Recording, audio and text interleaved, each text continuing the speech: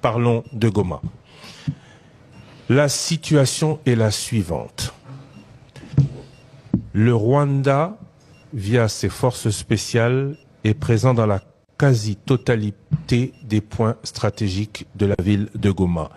C'est ce qui ressort de la situation ce soir.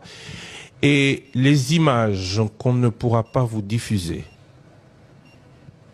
vues de Goma, après les combats où les FARDC se sont pour les points occupés aujourd'hui par le Rwanda héroïquement battu, sont d'une horreur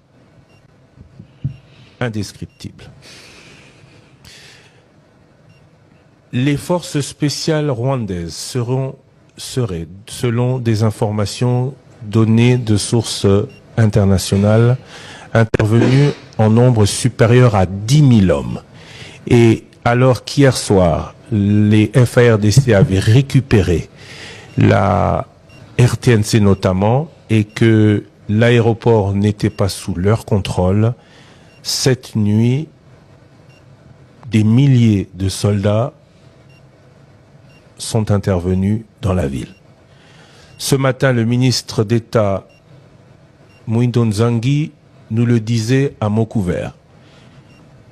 Ce matin, nous découvrions petit à petit une vérité qui a fait froid dans le dos à ceux qui ont pu voir les images.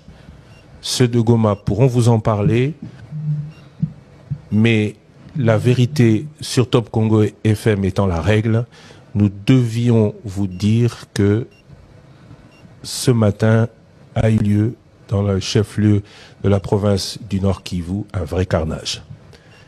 Les forces spéciales rwandaises sont intervenues et un peu plus tard dans la journée a été aperçu marchant dans la ville, entouré des forces spéciales, sans aucune gêne, un des leaders du M23.